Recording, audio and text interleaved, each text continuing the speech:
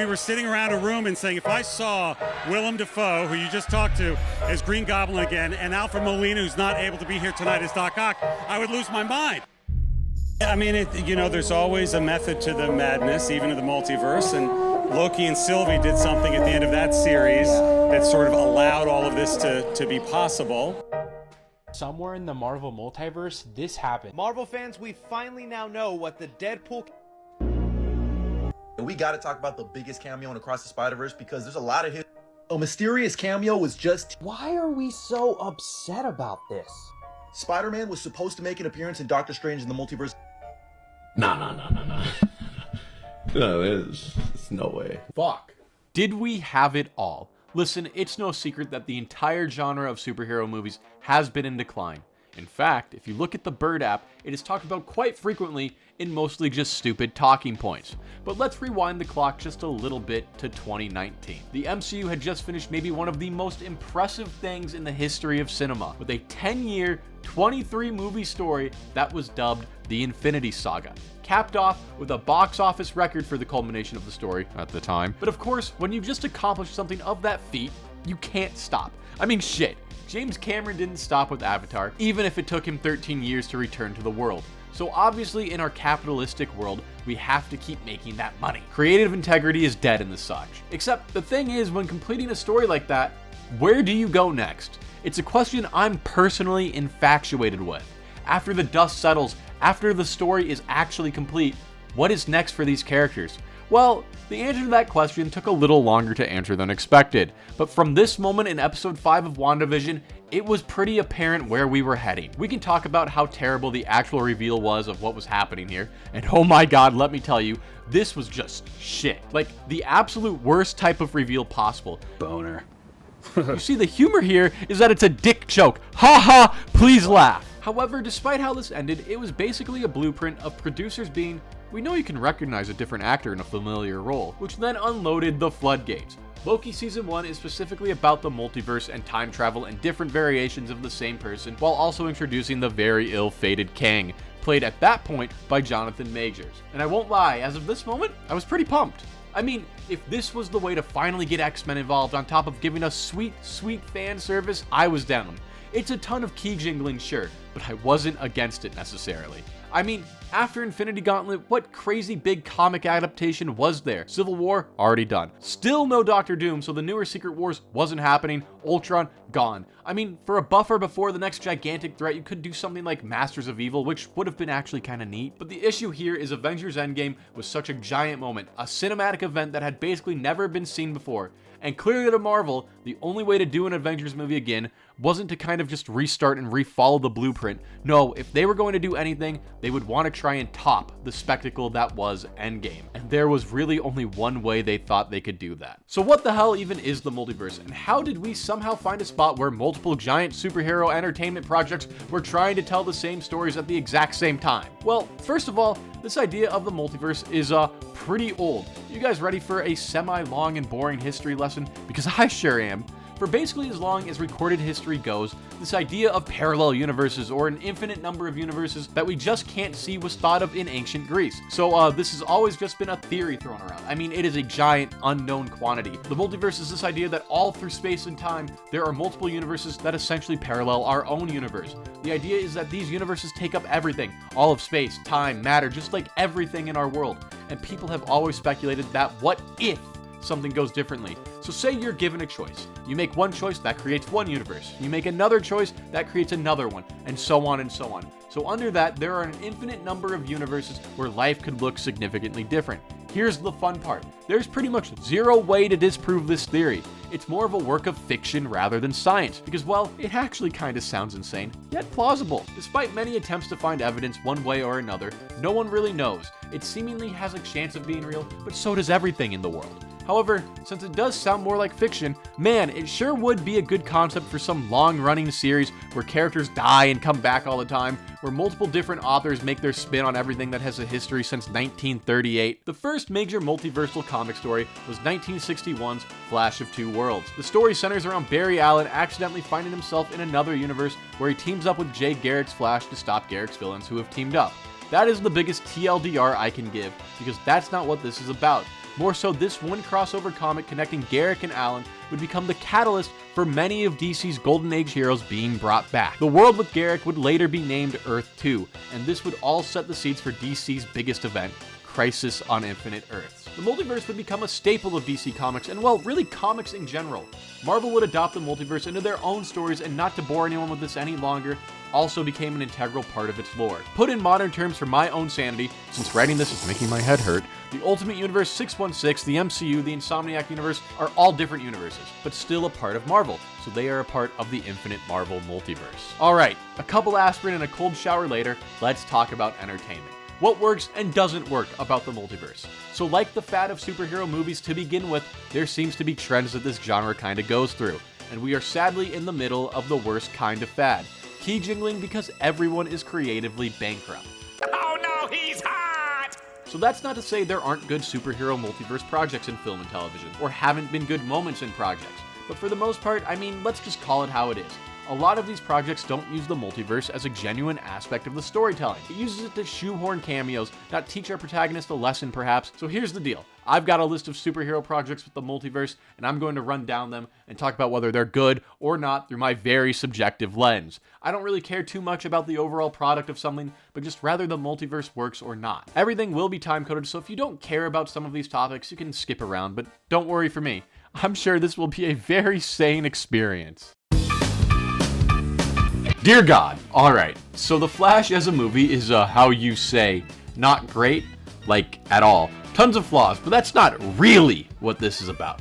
So let's take it from a couple angles. First, I won't be the first to tell you, or the last, but this cameo scene is fucking abysmal. It is a spit in the face to the dead, it is a spit in the face to the audience, it's a mess. Let's not mention the weird AI likeness of Adam West's Batman. Let's not mention the weird out-of-place cameos. Let's not mention any of this appalling shit. This scene is dumb. It is so dumb. From a narrative standpoint, it is to show the multiverses collapsing because of the Flash's action, and how evil Flash, not Reverse Flash mind you, I jerked you off at super speed, must sacrifice himself for some dumb shit because of it. But we don't need to see these characters here. Us as an audience don't really need to see Nicolas Cage's Superman's world being destroyed because of the Flash's actions. This is just straight cameo nonsense, and it sucks. It sucks when Marvel does it, and it sucks when DC does it. Nothing from the narrative is really helped by these cameos. The two Barrys at least work because it shows the Barry we know confronted with how annoying he is, which in turn helps his character grow. As much as I hate an aspect of the story being a purposefully annoying protagonist, it's fine, it works perfectly. These cameos exist to show the wide reach of the multiverse, to make you go, hey, remember when Nick Cage was supposed to get a Superman movie? He didn't get one, okay? The movie was fucking canceled. Or, hey, I liked Adam West's Batman in the 60s. Where the hell are his ears, though? It is playing with nostalgia to try and make it feel grander than it really is. You know what is just as effective? Just showing multiple worlds colliding with each other and having Barry realize himself what he's done. He doesn't need to see weird computer-generated faces of people he knows already in these worlds. But that's not even the worst part of this movie, or its inclusion with the multiverse for me. No, the worst part is actually so dumb, it breaks my little English brain. Because in this film, this adventure our main character goes on doesn't even end with him learning his main lesson. He still fucks with the timeline. In this case, it's to clear his father's name instead of keeping his mom alive. So baby steps, I guess. But that's insulting to the last 2 fucking hours I watched. So when I picture good representations of the multiverse in media, it is always to further a character. I find the large stakes of it to work best when instead of just shoehorning in bad cameos, it instead focuses on the character and lessons they can learn from seeing different universes, or in this case, seeing themselves. And this movie almost tricks me. I mean, this cameo stuff is just unacceptable. But it is also unacceptable to see Barry actively change in one way, but completely fail in another. And that's probably what they were going for, but it doesn't make it any less irritating for me. And then the coup de grace. George Clooney shows up as one last cameo and one last fuck you from the DCEU. I think the multiverse fails fundamentally here. Instead of having any really meaningful cameos, we have an assorted list from DC's past that really doesn't add much to the plot, other than to show that we are in a different universe. And the idea that even through the entire adventure Barry goes on, he still just fucks up because he is a giant fuck up, I guess. It just doesn't work. This movie doesn't work because it uses the multiverse as a novelty rather than a plot device. You don't want to be like this. This is disgusting.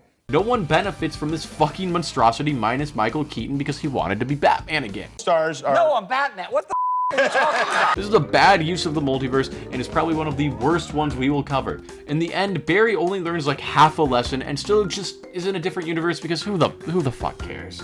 This universe is dead anyways. Can't wait for the Ezra Miller Flash cameo in like 10 years. Grr out of 10 on the timeline scale, but what caused this? Why would DC figure the best thing they could possibly do is make a movie with a bunch of nostalgic cameos, and that being a pretty damn big selling point of this movie? Magic number. I just wish we could see Peter. I kid. I grew up on Spider-Man, and this movie is a ton of fun for the most part. Weird pauses for applause aside. This movie does a ton right, but it is far from perfect. The issue with the multiverse in comic book films is that it's clearly not used for any real narrative purposes, but more so for nostalgia reasons. That's why there's constant references to other films. I did. You did? Died in my arms after he tried to kill me. What the other versions of the characters are, which then creates some weird feelings I have when it comes to narratives for this character in the future. In this movie, the villains are all from Toby and Andrew's world, which, okay, whatever. I love all of them except the fucking lizard. But now the issue is, are we ever going to get the Osborns in the MCU now? Are we ever going to get Doc Ock in the MCU? Why would Tom's Peter ever trust these people if he met them? He knows who they are, he knows what they'll become, so then you take away an important aspect of these characters in the modern sense, their relationship with Peter Parker. Why would Peter ever friend someone like Harry Osborn in the MCU?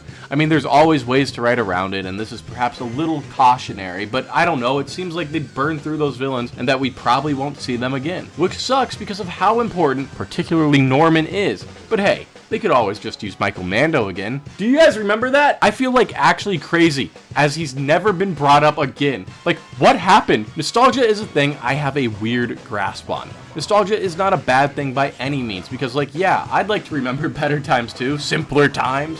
However, it feels insincere when mega corporations are also trying to remember said better times. Use that as their selling point for the film. This film is like nostalgia personified. However, I think it's actually used mostly well.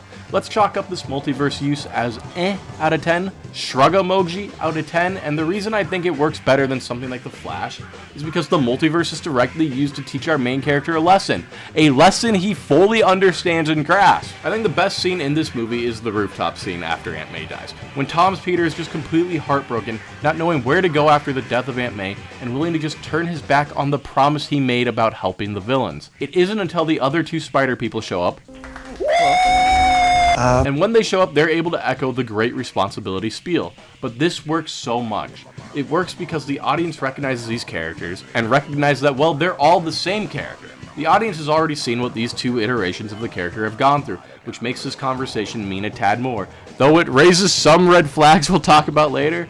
But because of this conversation, Tom is able to pick himself back up after probably the most important line in the movie, outside of the "with great power comes blah blah blah." They have all lost. You could argue that that is a defining aspect of the character, but this conversation is what was able to pick up Tom's Peter and remember why they do it. It also helps Tom Peter realize he doesn't want to hurt the ones he loves because of his mission. This version of Peter is barely out of high school and doesn't know how to juggle people knowing his identity, and it gets them hurt, which is all the more reason to not tell MJ in the end. The idea that he knows Andrew lost the love of his life is a cautionary tale for Peter, who just lost his Aunt May. I think the multiverse in this film works well, but that might solely be my own personal bias of Spider-Man. However, I find this conversation super impactful, and comes across perfectly for the Spider-Men to work together. It's using the events these characters have already been through, and showing Tom's Peter that everyone has lost, but they still want to help. They still need to help, because that's the vow they made to the people they lost. Like the Spider-Verse films, this movie understands what it means to be Spider-Man, but uses the most prevalent feature of the origin, the vow. The multiverse takes everything from Tom's Peter, but also teaches him his most valuable lesson. Even though, I feel like he should already know that lesson, but whatever. The fact that the other Spider people actually have a role in the character development for Tom's Peter makes this at least a half-good use of the multiverse. But this movie does show kind of what the multiverse is for the MCU. And there's nothing wrong with what it is, per se. There's just a lot more to be desired, I feel. But the multiverse works well for this movie in the sense of spectacle, and in the sense of a teeny tiny bit of character development. So I guess, good job, Kevin, or thank you for making my little pea brain enjoy this nonsense. Spider-Man? More like Spider-More.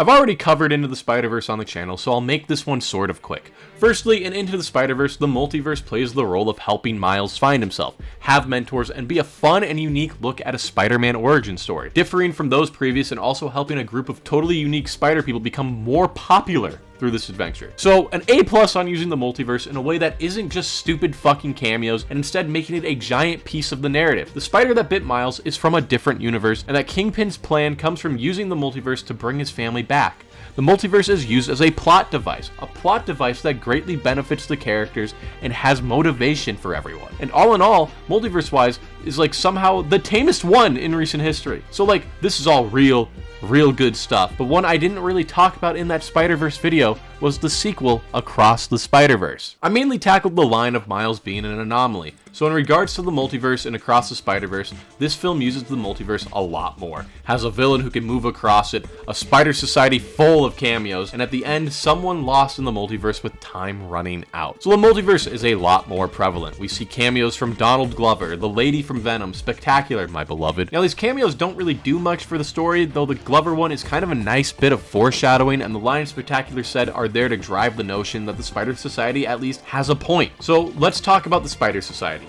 In the multiverse, there's a spot where all spider people kind of just exist, except for Miles. And in this, it seems as though the research Miguel has done shows there are certain events that all spider people have to go through. This idea of destiny rather than free will. These canon events, if you will. I think it is an interesting way of tying in the mythos of the character to the larger picture of the multiverse. The cameos of the spider people are there to show how immense and how much this spans through the history of Spider-Man. It's used to further skew the idea that Miles is even worthy of the mantle, and to set up the third movie. It's hard to really judge these movies on their use of the multiverse because they're just steps ahead of the others I'm talking about. They use the multiverse the right way. Now, what is the right way to use this plot device well for me? It's more so that the multiverse should be used as a device for characters. How is Miles able to grow so much through the first movie? Well, it's because he has a mentor who made so many mistakes, who knows the rights and wrongs of Spider-Man. Peter B can feasibly get back with his MJ because he now knows what it's like to have a kid from this adventure with Miles. How does Gwen learn to forgive her father?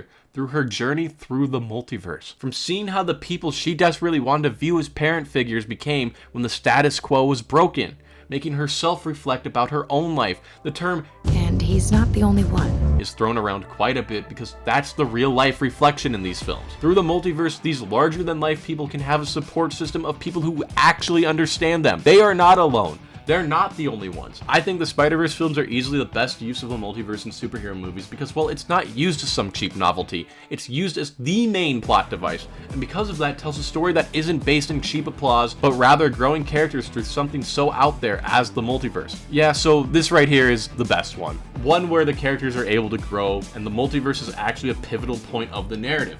Not one where a character from the 80s can hang out and collect a paycheck just so the audience can go, whoa. The audience whoa is much more earned in a film like this through the twist the multiverse can actually take you in. You know what? Let's just tie this in here. The Sony Universe of Cinematic Comics, or SUCC for short, makes me want to rip my eyes out. Did anyone see this movie? Because I sure did in my research, and oh my god, is this just fucking abysmal. But maybe the worst thing is that Michael Keaton is just here, appears because of multiverse shenanigans. I'm counting this here because this film has nothing to do with the multiverse until the very end. So Sony can fucking make the SUCC and build out their Sinister Six they have desperately wanted to make a movie on. But the Sinister Six is missing something quite important. Where the fuck is Spider-Man? I mean, we have the multiverse and we're not just gonna tear a Spider-Man out. We're using the multiverse and blaming Spider-Man for the multiverse collapsing. But there is no Spider-Person to be seen. None at all. Morbius doesn't even fucking know of one. I'm sure something will finally happen, whether that's in Venom 3, Enter the Venomverse, or fucking Madam Web. But for right now, the SUCC just doesn't have a Spider-Man, but is also being affected by the multiverse still. It's just a lazy cameo that they spoiled in the trailer to tie into a movie we hopefully never see. Anyways, this is like the worst post-credit scene in history, and does the opposite of making someone excited for something. I hope we never see these characters again, and I hope Sony makes negative dollars for their eventual Sinister Six movie. Movie sucks, multiverse is barely in it, I just wanted to point and laugh at this fucking garbage. So everyone, let's point and laugh. I'm still figuring this place out, but I think a bunch of guys like us should team up. Alright, let's talk about Doctor Strange now. And we're really pushing the boundaries of storytelling with this thrilling, scary, mind-bending adventure. and the smartest man alive, Reed Richards. What the fuck is this piece of shit? Doctor Strange and the Multiverse of Madness is a fine movie. It uses the multiverse in a way that makes sense that, doesn't diminish the character of Doctor Strange. Shockingly is pretty chill with the cameos, though they still are the worst part of the movie for me. But the worst part is that it just feels like homework. Listen, we might be chronically online. We might be the dorks who keep up with these series, who have seen all the Fox X-Men and Raimi Spider-Man movies, who have sat through the insane amount of Disney Plus shows. We've just taken all of this Marvel-produced media, so we know what's going on. But let's think about why the multiverse is failing Marvel for a second. It's too much fucking work! The issue is, this is a sequel to the first Doctor Strange movie, Endgame, WandaVision, and introduces characters from the Fox universe of films. Oh, and if you really want to be a dick to kind of understand this multiverse thing, you would have had to see No Way Home. So for starters, why is Wanda evil? Well, you had to watch a 9-episode Disney Plus show to know why. The movie doesn't tell you on its own. If you didn't watch anything about WandaVision and walked into this movie, you would be so fucking lost on Wanda even having kids. The multiverse and how it works is kind of explained in the movie, but to really understand where this all started, you would have to see the Spider-Man movie, where the multiverse kind of breaks because of a teenage kid. Or, if you want to know the real reason that Kevin Feige himself said, you would have had to watch a 6-episode Loki show. And then we get to the cameos of people who you might recognize. Patrick Stewart shows up, so they're keeping some Fox castings, except this isn't Fox Patrick Stewart, this is another version of him. Jim Officeman is Mr. Fantastic. Why? Because of fan castings. Side characters from Captain Marvel and Captain America are here. Blackagar Boltagon is here. There is just so much to understand. The real kicker is, of course, Wanda being the villain. Like, that's the actual issue with this. And how, if you didn't watch WandaVision, you would be completely lost on what is happening. So inherent flaws with the movie aside, I actually quite enjoy this movie. I mean, I think the multiverse is done in mainly a tasteful way, as by seeing the other universes, Strange learns to better himself in the means of hearing what the Illuminati did to their version of Strange, to Christine constantly telling him, you always have to be the one holding the knife, in which Strange kindly decides to oblige by and let others help him. Trust more people rather than his selfish self. The multiverse is prevalent in Strange's story, and his growth as a character. I think for a character like Doctor Strange, the multiverse makes a lot of sense. It can help him learn who he is in different universes, and how this version of Strange wants to be different from the rest. So this is good. But I can't stop thinking about this Illuminati scene. And I love the ironic humor here. I think it is silly nonsense that people took way too seriously. I just can't help but think back when Jim comes on screen, there's this moment of silence before he says anything. Even before Professor X can say anything, there is a pause for the audience and it makes it a little odd. The thing is, these characters are here to just die. I don't know, it shows how strong Wanda is and helps become a cautionary tale for Steven. This scene honestly works quite well. I mean, are there problems with this movie? Absolutely. I kind of just ranted at them for the last 2 minutes. But in the context of signaling out the use of the multiverse in general, I don't hate it. I like how the story revolves around Strange and how these different universes are here to just further his character. I don't like that Jim Office is here because, it's a fan cast cameo and I really don't want to see whatever Twitter's favorite fan cast is show up as a random cameo in Secret Wars. I think this spot would have worked better for Gruffield's Mr. Fantastic instead. Or maybe not have Mr. Fantastic here? I don't know. But all in all, I kind of dig what they're doing with this in this context. It's like that anime that people say, oh, just wait until episode 50 and it gets really good. Except I'm going to use gameplay of Jump Force here because I am scared. But instead it's just hey, make sure you've seen every superhero movie ever and are also chronically online to know why Jim is playing Mr. Fantastic. XOXO Kevin Feige. You know that really obscure show Doctor Who? What if Marvel did it? When it comes to the multiverse saga, no project really captures just how cool the multiverse is as a narrative concept more than Loki. When this show was first announced, I was like, I don't know if I want this. And then I proceeded to eat my words and shit them out because my god is this show special. First, it's cool in the way that this show can kind of stand on its own. I mean, probably you should watch all the stuff because Marvel, but the other versions of Loki here aren't these cameos of people you just have to know from movies 20 years ago, but rather other versions of Loki that help him along his path. Kind of like that other really good multiverse project we talked about earlier. But I want to keep this one short because I think everyone knows how good this show is/was. The biggest thing I want to talk about and what was an actual indicator that maybe this could all work for Marvel was season 1, episode 3. This episode and the interactions between Loki and Sylvie are super important and kind of what I need to discuss. So I've kept making the vague claim that the multiverse is a character thing. It is used best when it is used to tell the story of a character. See, this episode is about Loki and Sylvie trying to survive an apocalypse together, both needing the other to get by, from trying to figure out a power source, to a long walk across a planet, to a train ride, to ultimately failure. It is all very good stuff. But as Loki and Sylvie wander the planet, they strike a conversation. It's in this conversation we get to hear about the similarities and differences between the two characters. The question, what makes a Loki, is first asked and is the beginning of the introspective that our, and I put our in quotes because this is still not a fully developed Loki character, but our Loki begins to think. In his mind, all Lokis are the same. They all want the same thing, they've all had the same life, but Sylvie is there to challenge Loki's point of view. Ask Loki if there really is a template for the character, or if the character is allowed to vary across the vast and never-ending multiverse. It's a question that should kind of be the point of a multiverse story. See, what makes the multiverse stand out as a plot device is that it can make a character meet a different version of themselves, and through that reflect and see how if something was different, how they would be. Loki and Sylvie discuss their mom quite a bit in this episode.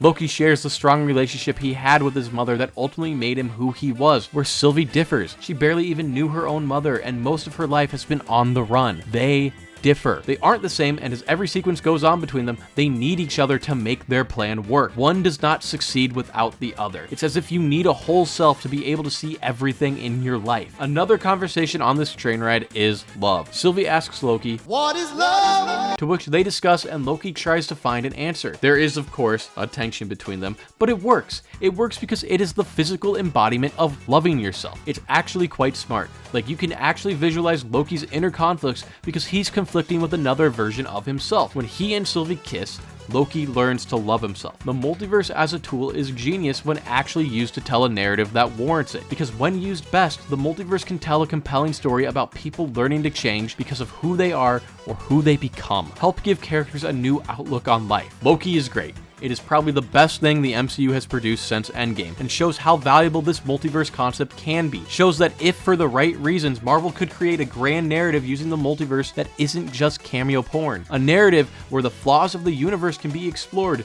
and where we can all learn to be the best we can be. The multiverse isn't about key jingling, it's about growing the character by means of science fiction. This is the darkest, most terrible timeline. Enough with the timeline crap, Abed!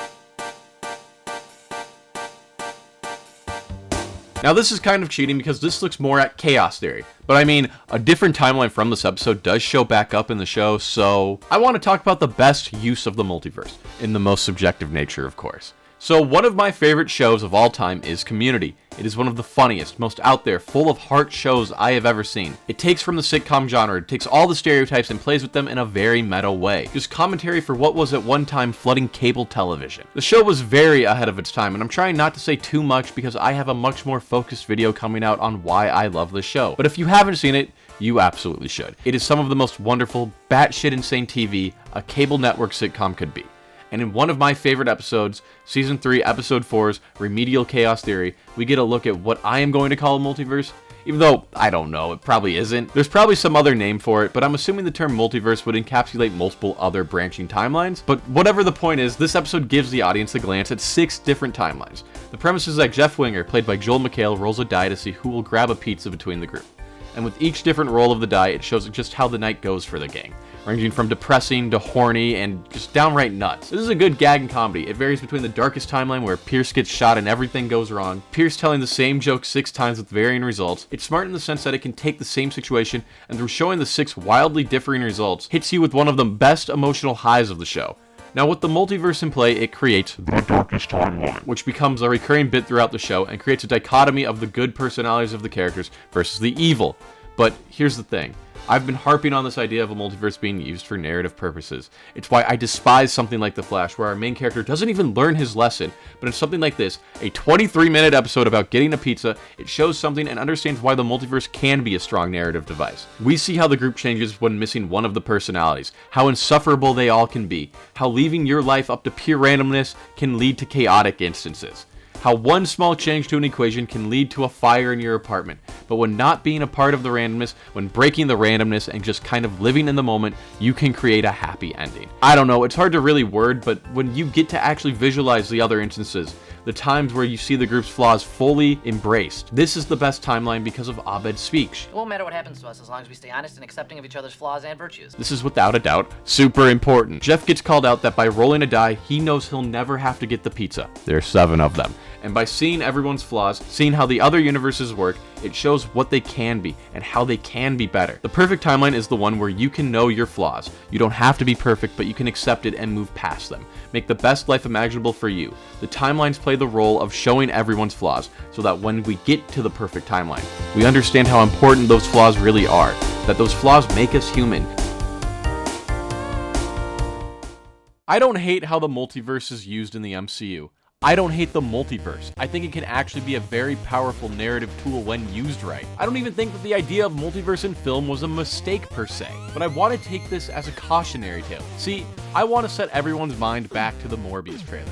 I know, scary times. But in that trailer, there was a noticeable shot of Michael Keaton just wandering, and everyone was kind of just like, what? Keaton's cameo was spoiled as a tactic to get people actually interested in a movie that had literally no one excited, except the 2 honest to God Morb heads out there. And then there was this trailer for the MCU's latest, at the time of recording, entry, The Marvels, where this X stays on screen later than every other letter to hint at, ooh, you guys remember those drastically varying in quality X-Men movies, don't you? So not nearly as blatant, but spoilers, it did lead to a cameo from an X-Men. And I expect that out of the suck. But Marvel, Kevin, really? And it's stuff like that where you're basically selling a cameo instead of a film that really irks me.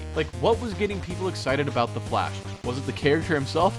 No! Not really, because the very little depictions the DCEU Flash has had is basically everything but make you excited. It was sold off seeing Michael Keaton back as Batman. What was the selling point of Multiverse of Madness? Well, it was the cameos of who could appear in the multiverse after No Way Home. The selling point of No Way Home was the 3 Spider people together. And even if they weren't in the ad campaign, the villains of those movies were. The reason the multiverse was a mistake is because it is nothing but nostalgia bait. Nostalgia bait they want to use even if it's for a 2-minute cameo to make you go to the theater. These studios aren't afraid to show you these cameos or heavily hint at these cameos during the marketing because they think that's worth the price of admission alone. And they think that these cameos are all people really care about when it comes to these movies. And sadly, maybe they're right sometimes. It's really weird because in comics, something like this can work. These big world-altering events, multiverse-ending events. But in film, I think it's kind of hard to make it work. I mean, let's not kid. I'm going to see these movies, but something feels off. The person once excited for the multiverse is gone, and it's all Kevin Feige's fault. I mean, it's not, but it is. The multiverse at its worst is awful cameo, porn, nonsense, just make the audience clap. Where at its best, it can be used to completely shape characters, help them grow, and better themselves because the characters can see or hear about other universes and how to avoid being that person. The MCU is kind of playing it down the middle right now. There's still quite a bit of cameo porn, but also still using the multiverse as a way to further progress characters, make them less selfish, and to echo that same old mission statement. I think the true red flags of the MCU's approach to the multiverse is what I talked about in Mom, in the sense that there is an awful lot of homework to understand my 2-hour superhero movie now. When the crux of your marketing is from movies that came out 24 years ago, there is an issue. That is a lot to ask for a viewing audience. I'm not someone who thinks anyone should ever have to lean over to their nerd friend in the theater to know who X or Y is.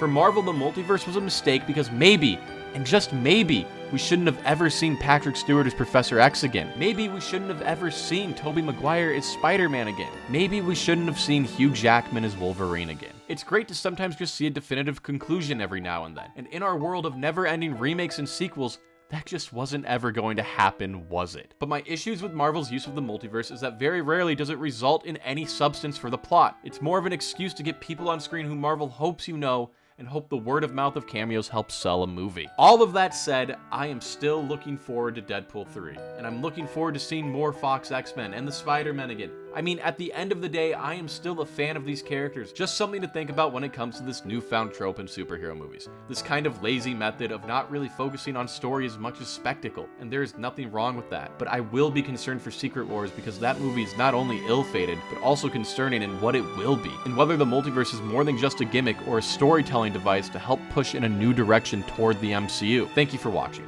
If you made it this far in the video, please leave a like. It really helps me out, and subscribe if you haven't already. I need a drink.